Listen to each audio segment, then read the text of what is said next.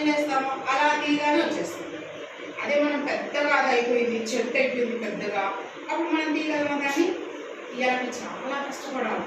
అందుకే యేసయ్య దగ్గరికి వచ్చిన ప్రతి వ్యక్తికి ఆయన ఒక మంచి ఆ యొక్క తలాంతు ఇచ్చినాడు అనమాట. అంటే ఆయన క్షమించుడు సిద్ధ మనసు గల దేవుడు. ఎప్పుడే కానీ సరే ఈ రోజు నేను క్షమించనులే, నువ్వు చాలా తప్పులు అంటే చెప్పినా కానీ నువ్వు అట్లాగే చేసుకుంటూ వెళ్ళిపోతున్నావు, నేను నిన్ను క్షమించాను, రేపు రాలే ఎల్లుండి రాలే అని వాయిదా వేయట్లేదు కదా. అలా వేయకుండా ఏమంటున్నాడు, ఆన్ ద స్పాట్ విన్న మీ యొక్క మనవి వినిన వెంటనే నీ మనవి నా మనవి వినడానికి ఆయన ఆల్వేస్ అలర్ట్గా ఉంటున్నాడు. అంతే పరిశుద్ధ గ్రంథంలో కీర్తన గ్రంథకర్త చెప్తాడు కదా దావీదు మహారాజు ఏమనంటే, ఇశ్రాయేలును కాపాడువాడు కునుకడు. అంటే జస్ట్ ఒక చిన్న అట్లా నాకు కూడా తీసుకోవట్లేదు. అంటే హౌ హీఈజ్ మన కొరకు ఆయన అంతగా కదా మనం గమనిస్తున్నామా? యేసయ్య మన గురించి అంతా. అందుకే అంటున్నాడు, లోక పాపాన్ని మోసుకొని పోచ్చినటువంటి దేవుని గొర్రెపిల్లగా ఈ లోకంలోకి వచ్చినప్పుడు ఆయన మనం ఏం చేయాలి? ఆయనని అంగీకరించడానికి ఇష్టపడాలి. అర్థమవుతుందా?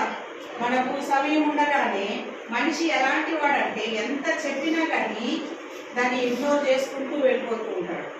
ఆ ఇగ్నోరెన్స్ అంతా ఏమైపోతుంది? మనం ఇప్పుడు చూసుకున్నట్టుగా ఈ యొక్క మరి మరకలన్నీ మన యొక్క హృదయంలో, మన ప్రాణ ఆత్మ దేహములలో ఏమైపోతుందంటే మనల్ని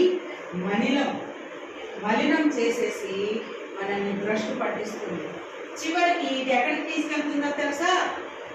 నరకానికి తీసుకెళ్తుంది. ఈ చిన్న చిన్న తప్పులే ఒప్పుకోకుండా మనం ఎప్పుడైతే అజాగ్రత్తతో ఉంటామో ఆ చిన్న చిన్న తప్పులే మనం మరణానికి తీసుకెళ్తాం. ఇప్పుడు ఒక క్యాన్సర్ పేషెంట్ ఉన్నాడు, ఫస్ట్ స్టేజ్లో ఉన్నాడు. ఫస్ట్ స్టేజ్లో ఉన్నప్పుడు ఆ క్యాన్సర్ పేషెంట్కి ఏం కావాలి? ట్రీట్మెంట్ కావాలి. క్యాన్సర్ వచ్చింది నాకు, నేను చచ్చిపోతా ఎట్లాగైనా అని అనుకోని అట్లానే ఉన్నాడు అనుకో, నిజంగానే చచ్చిపోతాడు కదా. కాదు, నాకు ఏ స్టేజ్ అని 4th స్టేజ్లో ఉన్న వాళ్ళు కూడా బ్రతికి ఉంటారు తెలుసా మీకు ఆ సంగతి. రీసెంట్గా ఒక అక్క నాకు ఒక ప్రేయర్ రిక్వెస్ట్ ఇచ్చింది. ఏమనంటే, అక్క ఆమె 4th స్టేజ్ క్యాన్సర్ అక్క, ప్రేయర్ చేయండి అని. 2 ప్రేయర్లు ఇచ్చింది, 2 క్యాన్సర్ పేషెంట్స్. ఒక క్యాన్సర్ పేషెంట్ ఏమో ఫస్ట్ స్టేజ్లో ఉంది ఆంటీ, ఇంకొక ఆంటీ ఏమో 4th స్టేజ్లో ఉంది. ఫస్ట్ స్టేజ్లో ఉన్న ఆంటీ ఆమె చనిపోయింది. ఎందుకు? ఫస్ట్ స్టేజ్లోనే ఉంది కదా, మరి ఆమె క్యూర్ అవ్వచ్చు కదా. అలక్ష్యము, నిర్లక్ష్యము, దానివల్ల తను చనిపోయింది. ఇంకొక ఆంటీ ఉందని చెప్పారు కదా, షీఈస్ అలైవ్ టుడే ఆల్సో. ఆమె ఉన్నది ఇంకా, ఇప్పుడు ఆమె కొరకు మనం ప్రేయర్ కూడా చేస్తున్నాం. అట్లాగూ మనము నిర్లక్ష్యము చేయకూడదు. అందుకే మనిషి ఎప్పుడు నిర్లక్ష్యం చేస్తాడు కాబట్టి ఆయన ఈ లోకానికి మన పాపమును మోసుకొని ఆయన మనల్ని పరిహరించడానికనే వస్తుంది. అందుకే ధర్మశాస్త్రంలో మనం చెప్పినటువంటి మాటలు మనము తూచా తప్పకుండా పాటించాలి. బైబిల్ గ్రంథంలో ఉన్నటువంటి మాటలను మనము మరి పాటిస్తూ రావాలి. ఈయన ఏం చేస్తా ఉన్నాడు? ఈయన యోహాను గారు, ఈయన ఆ యొక్క ల్యాంబ్ వెళ్తూ ఉన్నప్పుడు చెప్తూ ఉన్నాడు, ఇదిగో లోక పాపమును మోసుకొని పోచినటువంటి దేవుని గొర్రె పిల్ల అనుకుంటూ మరి ఆయనని డిస్క్రైబ్ చేస్తూ ఉన్నాడు అన్నమాట. ఎంతగా మనము ఈ మనిషి ఎంత నిర్లక్ష్య వైఖరిలో ఉంటాడంటే, ఇదిగో దేవుడు మనకి సమీపంగా ఉన్నా కానీ ధర్మశాస్త్రాన్ని మీరు ఫాలో అవ్వండి అనేసి ఇప్పుడు యోహాను గారు ఏవైతే చెప్తూ ఉన్నారో మనం పాటిస్తూ ఉన్నామా? ఆయన అప్పుడు చెప్పినాడు, బట్ ఈ రోజు కూడా మనకి పరిశుద్ధ గ్రంథం మనకి బోధిస్తూ ఉంటుంది. మనం దాన్ని మరి తీసుకుంటున్నామా? మనం ఎప్పుడైతే మనము దేవుని యొక్క మాటను వినమో మన పాపములు ఎలా అయిపోతాయి? ఇలా మూటలుగా అయిపోతాయి అన్నమాట.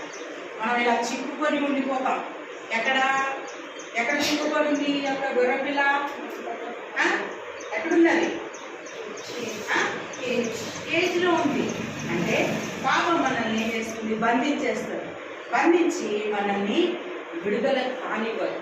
అందుకే ఈ యొక్క చిన్న గొర్రె పిల్లగా ఆ యేసుక్రీస్తు ప్రభు వారి లోకానికి వచ్చారు.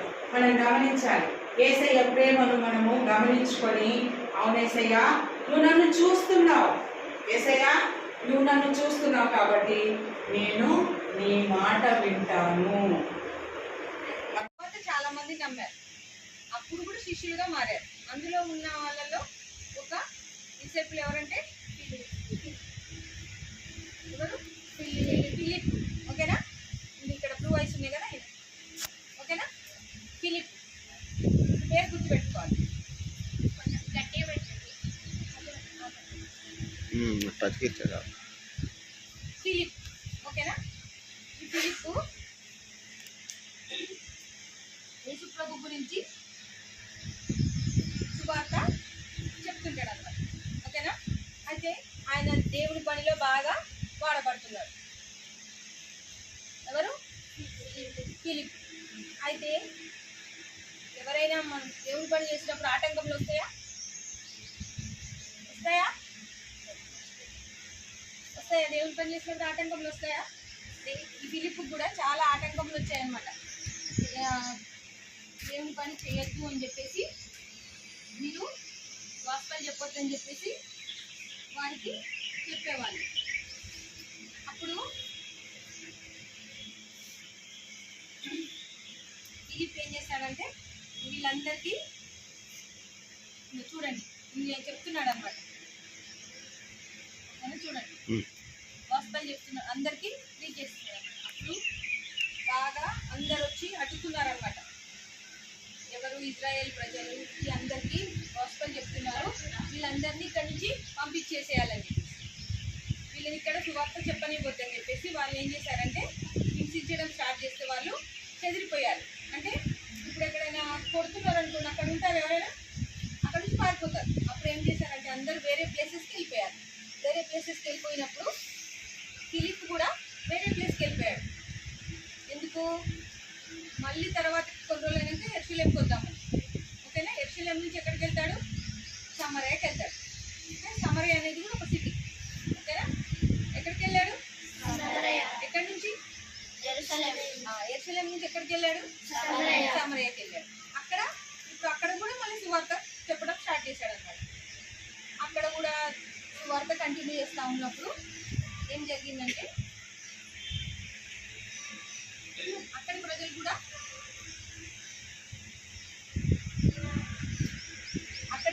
సమరయ్యలో ఎలా ఉన్నారంటే బలులు అర్పించడం, విగ్రహారాధన ఇవన్నీ చేస్తున్నారు అన్నమాట. అక్కడ ప్రజలు ఎట్లున్నారు? సమరయ్య ప్రజలు ఏం చేస్తున్నారు? విగ్రహారాధన, ఇంకా బలులు అర్పించడం అవన్నీ చేస్తున్నారు అన్నమాట. అప్పుడు ఇప్పుడు ఏం చేయాలి? మళ్ళీ వీళ్ళకి ఇవన్నీ చేయొద్దు, మీరు మళ్ళీ దేవుణ్ణి నమ్ముకోవాలి, ఇవన్నీ చెప్పడం మరలా స్టార్ట్ చేస్తాడు. అంటే ఏంటి? ఈయన అవసరత ఈ సిటీలో కూడా ఉందన్నమాట. అప్పుడు ఇక్కడికి నడిపించబడ్డాడు కదా, ఇక్కడ కూడా సువార్త చెప్తున్నప్పుడు ఏం జరిగిందంటే ఈయన చెప్తూనే ఉన్నాడు. చూడండి, పిక్చర్స్ బట్టి మీరు అర్థం చేసుకోవాలి. ఓకేనా? ఈయన సువార్త ప్రకటిస్తున్నప్పుడు మళ్ళీ వీళ్ళందరినీ మళ్ళీ దేవుళ్ళలోకి నడిపించడము ఈ పని చేస్తున్నప్పుడు మళ్ళీ ఈయనకి ఒకరోజు ప్రేయర్ చేసుకుంటున్నప్పుడు, మీరు కూడా ప్రేయర్ చేసుకుంటారా? రోజు చేసుకుంటారా? బైబిల్ చదువుకుంటారా? నిన్న బైబిల్స్ తెచ్చుకోమని ఎంతమంది తెచ్చుకున్నాం? ఇండివిజువల్ బైబిల్స్ చూపించండి అందరినీ.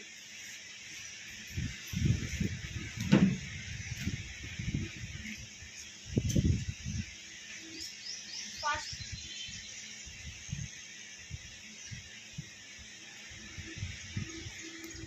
ఓకేనా? అందరికి బైబిల్ ఉంది కదా అందరి దగ్గర. అయితే రోజు ప్రేయర్ చేసుకునే ముందు మనం ప్రేయర్ చేసుకొని బైబిల్ చదవాలి, మళ్ళీ బైబిల్ చదువుకున్నాక ప్రేయర్ చేసుకోవాలి. ఓకేనా? అప్పుడు మనకు చదివింది అర్థమవుతుంది. ఓకే? అయితే ఈ ఫిలిప్ కూడా సువార్త ప్రకటించే ముందు ప్రేయర్ చేసుకొని వెళ్తాడు, మరలా మళ్ళీ వచ్చాక ప్రేయర్ చేసుకుంటాడు. అప్పుడు ఏం జరిగిందంటే యేసుప్రభు మళ్ళీ ఏం చెప్పారంటే ప్రేయర్లోనికి నువ్వు గాజా అనే ప్లేస్కి వెళ్ళమని చెప్పారు. ఓకేనా? గాజా ఎక్కడ ఉందంటే మళ్ళీ యెరూషలేం నుంచి మళ్ళీ ఇటువైపు ఉంటుంది. ఓకే? ఇప్పుడు ఎక్కడికి వెళ్ళాడు? సమరయకి వెళ్ళాడు. మిడిల్లో యెరూషలేం ఉంటుంది. మళ్ళీ ఇప్పుడు ఫస్ట్ యెరూషలేం నుంచే కదా వెళ్ళాడు, మళ్ళీ ఆ ప్లేస్ నుంచే వెళ్ళాలి కదా. మళ్ళీ అక్కడ ప్రజలు చూస్తే భయమే అయినప్పటికీ దేవుడు నడిపించిన బట్టి ఎక్కడికి వెళ్ళాడు? గాజాకి వెళ్ళాడు. అవునా? అప్పుడు గాజాకి వెళ్తుంటే ఎందుకు గాజాకి వెళ్ళమన్నారంటే గాజాలో ఒక వ్యక్తిని దేవుడు రక్షించుకోవాలనుకున్నాడు. ఓకేనా? అందు నిమిత్తమై ఎక్కడికి వెళ్ళమని చెప్పాడు? ఎవరిని? ఫిలిప్. అయితే అక్కడ ఒక ఐథియోపియుడైన ఒక రాణి ఉంటారు. ఒక రాణి కింద ఆయన పని చేస్తారనమాట. ఐథియోపియుడు ఉన్నాడు అనమాట. ఆయన దేవుని గురించి తెలుసుకుంటాడు. ఎక్కడ? గాజాలో తెలుసుకొని ఈయన కూడా దేవుని గురించి నమ్ముకుంటాడు అనమాట. అయితే ఈయనకు తెలియదు గాడ్ని, కానీ ఇష్టం అనమాట. నేను కూడా ఈ గాడ్ గురించి తెలుసుకోవాలి అని ఏం చేస్తాడంటే ధర్మశాస్త్రం గ్రంథం ఉంటుంది కదా, అది తీసుకుంటాడు. దేవుడు గొప్పతనం తెలుసుకుంటాడు. అయితే ఆయన వెళ్తుంటాడు అనమాట రథంలో. ఇక్కడ కనిపిస్తుందా? రథంలో వెళ్తుంటాడు. వెళ్తున్నప్పుడు ఆయన అయితే ఇప్పుడు ఎవరైనా ఎదుర్కోవడానికి వస్తున్నారు? ఫిలిప్. అయితే ఈయనేమో యేసుప్రభు చెప్తారని ఈయన ఎదుర్కొంటారు. ఈయనేమో ఈ రథంలో వెళ్తుంటాడు. ఈయనకి ఆయనని ఎలా తెలుస్తుంది ఈయనని కలుసుకోవాలని? అంటే మార్గం కూడా దేవుడు ఇస్తూ ఉంటాడు, మనకు అబద్ధాలు చెప్తుంటాడు. మన శత్రువు మనకు వచ్చేసి సింహమే, కానీ మన దేవుడి కంటే గొప్పవాడు కాదు. ఆయన ఒక్క చిటికేస్తే చాలు సాతాను ఏమైపోతాడు? అంతమైపోతాడు. కానీ దేవుడి పర్పస్ అది కాదు. ఓకేనా? సో సాతాను అలా గర్జించే సింహం వాడు. ఓకే, మరి సాతాను గురించి చెప్తున్నా కానీ యేసుక్రీస్తు ప్రభు గురించి చెప్పండి. మన దేవుడు ఎలాంటి వాడు? గొప్ప దేవుడు. అయితే మన దేవుడు త్రియేక దేవుడు కదా, తండ్రి, కుమార, పరిశుద్ధాత్మ. అంతేనా? అయితే ఇప్పుడు ఎవరైతే బిడ్డలు అంటే మీలాంటి చిన్నపిల్లలు వారు పాపులు అని తెలుసుకొని వారి పాపం ఒప్పుకొని దేవుడి దగ్గర రక్షణ పొందుతారు, ఆ బిడ్డలకి దేవుడు సహాయం చేయడానికి పరిశుద్ధాత్మని వాళ్ళకి ఇస్తాడన్నమాట. సో పరిశుద్ధాత్ముడు ఎలాంటి వాడు, అసలు ఎవరు అని మనకు అర్థం కావాలి అంటే పరిశుద్ధాత్ముడు గాలి లాంటి వాడు. గాలికి పరిశుద్ధాత్ముడికి ఏమైనా సిమిలారిటీస్ ఉన్నాయా? లేదు కదా. అది నేను చెప్తాను వినండి. ఏంటి అని అంటే ఇప్పుడు గాలి ఒక చోటు నుండి ఇంకొక చోటుకి వెళ్తుంది. ఇప్పుడు ఇక్కడ గాలి వస్తుంది, ఫ్యాన్ వేసి వస్తుంది. ఫ్యాన్ ఆఫ్ చేసినా కానీ మనకు గాలి వస్తుంది. అది ఎక్కడి నుండి వస్తుంది?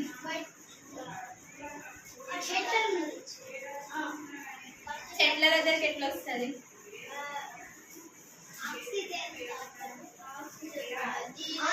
గాలికి ఎయిర్ కి డిఫరెన్స్ ఉంది. గాలి అంటే ఏంటి? విండ్. ఇట్లా సడన్ గా చల్ల గాలి వస్తుంది, సమ్మర్ లో వేడి గాలి వస్తుంది కదా. ఈ గాలి ఎక్కడి నుండి వస్తుంది? తెలియదు. గాలి ఎక్కడి నుండి వస్తుందో తెలియదు, ఎక్కడి నుండి పోతుందో తెలియదు. అదే విధంగా మనము రక్షింపబడ్డప్పుడు మన పాపాలను ఒప్పుకున్నప్పుడు పరిశుద్ధాత్ముడు అట్లనే సడన్ గా వచ్చేస్తాడు. ఎక్కడి నుండి వస్తాడు అని అన్నప్పుడు మనం ఎప్పుడైతే దేవుడిని వేడుకుంటామో సహాయం కావాలి దేవా అని నువ్వు వేడుకుంటామో నీ బాధల్లో ఉన్నప్పుడు పరిశుద్ధాత్ముడు ఇట్లా వచ్చేస్తున్నాడు. అంటే ఎక్కడి నుండి వస్తాడో తెలియదు, కానీ నీకు టైంకి మాత్రం నీ దగ్గరకు వచ్చేస్తాడు. నా బిడ్డ నన్ను వేడుకుంటున్నాడు అని చెప్పేసి నీకు హెల్ప్ కావాలన్నప్పుడు పరిశుద్ధాత్ముడు అదే గాలి విధంగా నీ దగ్గరకు వస్తాడు అన్నమాట. సో ఇంకొకటి ఏంటి అంటే పరిశుద్ధాత్మ దేవుడు మనకి పావురము లాంటి వాడు. పావురము దేనికి చిహ్నము? వైట్ కలర్ పావురం దేనికి చిహ్నము? శాంతికి, సమాధానం కదా. సో పరిశుద్ధాత్మ దేవుడు ఏంటి అని అంటే మనము శ్రమలలో ఉన్నప్పుడు, బాధలలో ఉన్నప్పుడు, ఇంకా డౌట్స్తో ఉన్నప్పుడు, ఇది అవ్వట్లేదు అని భయపడుతున్నప్పుడు పరిశుద్ధాత్మ దేవుడు మనకు సమాధానం ఇచ్చే దేవుడు అనమాట. అర్థమైందా? ఓకే, నెక్స్ట్ ఏంటి అని అంటే పరిశుద్ధాత్మ దేవుడు నీతి వంటి వాడు. అంటే మన పాపంలో ఏవైతే ఉన్నాయో అయితే రక్షింపబడ్డ తర్వాత మనం కొన్నిసార్లు తప్పిపోతాం. అర్థమైందా? తప్పిపోయినప్పుడు మనము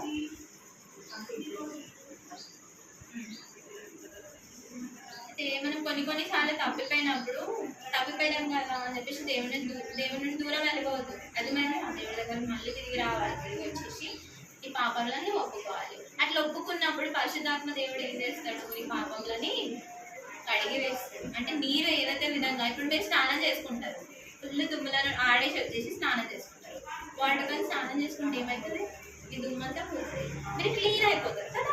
సో పరిశుద్ధాత్మ దేవుడు కూడా నీటి లాంటి వాడు, మనల్ని క్లీన్ చేస్తాడు. ఓకే, ఇప్పుడు చెప్పండి పరిశుద్ధాత్మ దేవుడు ఎలాంటి వాడు? లైక్ ఎలా చెప్పొచ్చు మనం? గాలి, పావురము, నీరు. ఓకేనా? ఓకే, నేను అడుగుతా మరి.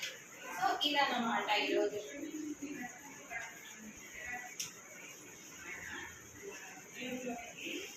అయితే ఇంతసేపు మనం పీటర్ గురించి తెలుసుకున్నాం.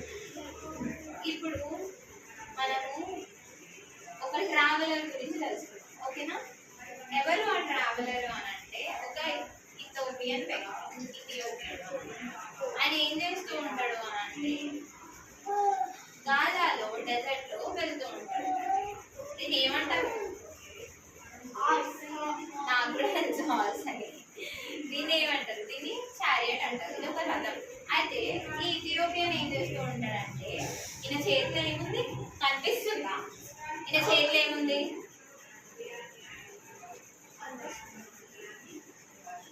దేవుడి వాక్యం ఉందన్నమాట.